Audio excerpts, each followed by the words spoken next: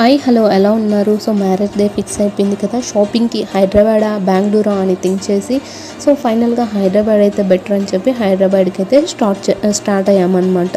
తనైతే బెంగళూరులో ఉంటాడు కాబట్టి బెంగళూరు నుంచి నేను డైరెక్ట్ వస్తాను, నువ్వు రూపాయి ఇద్దరు కలిపి కడప నుంచి రండి అన్నాడు. సరే అని చెప్పి మేమిద్దరం కడప నుంచి స్టార్ట్ అయ్యాము. సో రైల్వే స్టేషన్కి వెళ్ళాము ఇద్దరము.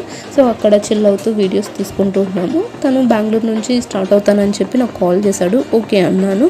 కానీ ఎప్పుడు మేము స్టార్ట్ అయినాక తను ఒక్కసారి కూడా కాల్ చేయలేదు. ఏంటి నన్ను కాల్ చేయలేదు, ఎప్పుడు నేను ఎక్కడికి వెళ్తున్నా తను కాల్ చేసి ఏంటి స్టార్ట్ అయ్యావా, లగేజ్ పెట్టుకున్నావా అని కాల్ చేస్తాడు. కాల్ చేయలేదు. సరే తను కూడా స్టార్ట్ అయ్యే పనిలో ఏమన్నా బిజీగా ఉన్నాడేమో అని చెప్పి సైలెంట్గా ఫొటోస్ తీసుకుంటూ ఉన్నామన్నమాట.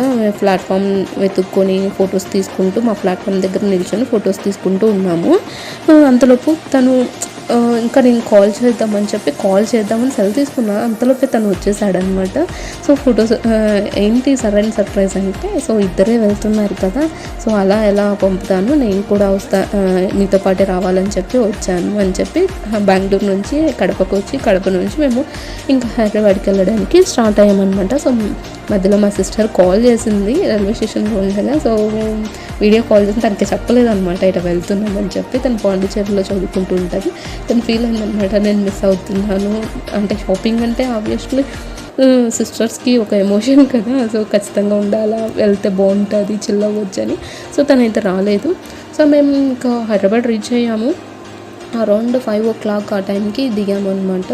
సో దిగిన తర్వాత అక్కడ నియర్గా మా ఫ్రెండ్ వాళ్ళ హౌస్కి వెళ్తున్నాం అనమాట. సో వాళ్ళ హౌస్కి నియర్గా ఉండే ఒక రైల్వే స్టేషన్ దగ్గర దిగామన్నమాట. అక్కడ నుంచి ట్రై చేస్తున్నాం ఆటో బుక్ చేసుకోవడం కోసం. చాలాసేపు ఆల్మోస్ట్ 1/2 hour పైగా ట్రై చేసాము. సో ఏది క్యాన్సిల్ చేస్తున్నారు, ఎవరు బుక్ అంటే యాక్సెప్ట్ చేయట్లేదు. సరే ఫైనల్గా ఒక ఆటో బుక్ అయింది.